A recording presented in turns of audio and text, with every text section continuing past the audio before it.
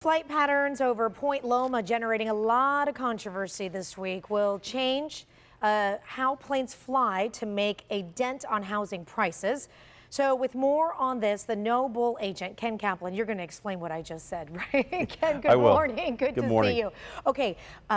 A lot of people, they are very, very mad about all these changes. So what is the FAA proposing to change these flight plans over Lindbergh Field? Well, the proposal as it is sets the departure route essentially going out, and then it would make it a tighter turn that's coming over the edge of Cabrillo and Point Loma. So instead of it being straight out a little further and then bank to the left, it would allow for a U-turn, essentially a much tighter U-turn that individual pilots could take potentially, which they have been doing recently, and then they're doing this coming over Point Loma University.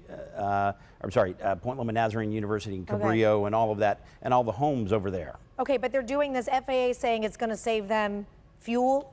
Pollution? It is essentially, from what I've garnered from the commercial pilots that I've spoken to, as well as residents, and what you can find online, it's to essentially save them fuel costs and make it a more direct route, if you will. Okay, so they're saying like saving them money. They're also saying FAA says that it'll help with pollution.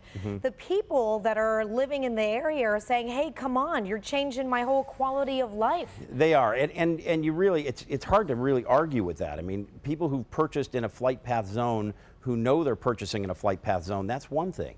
But to change the routing where it would potentially come over and is now really encroaching into their lifestyle, as well as making, their life where you can't even keep the windows open, a difficult part, as well as values going down. I mean, you've got to think that values in Point Loma in general could come down, as well as the fact that if they come down, who's to say that those owners wouldn't go to the city and say, listen, I'm going to value my property at less than what it was before because of this.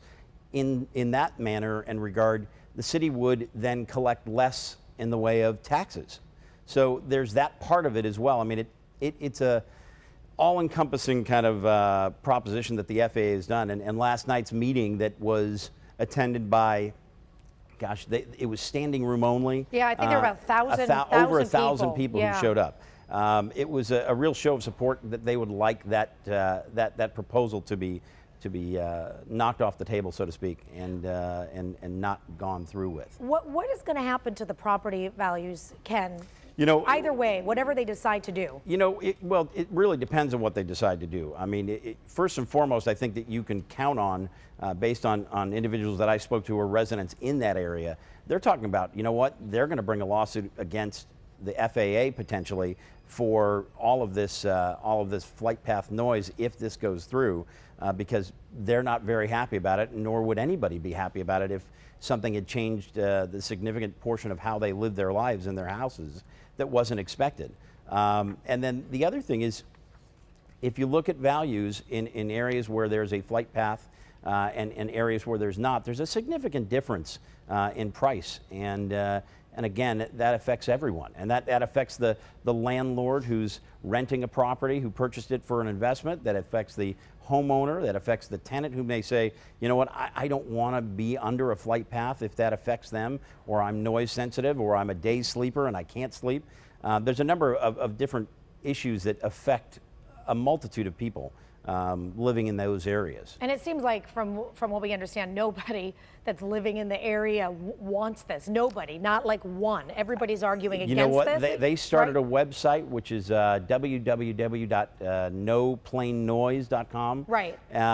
To get people aware as to what the FAA is doing or proposing, excuse me. And then there's also just so you know, there's a noflyday.org website, because this is a national issue that's going on where the FAA is getting involved in changing or potentially changing the flight paths in numerous areas. And they're doing it as residents are saying here without giving them a chance to speak. They're saying that they're just kind of slipping it right under the table, hoping nobody's paying attention. You know, you hate to say it, but it feels like, you know, it wasn't exactly the most forthright way to do things. The fact that, you know, this was announced a couple of weeks ago, they've already gotten 3,000 signatures, goes to show that the wave and the tide of residents and owners and tenants and anyone in that area really feels the way that they feel is shown by how many people have signed up on this website. Look, I tell you something, as a mama and somebody that has these hours, if anything, I don't care if it's a lawnmower going off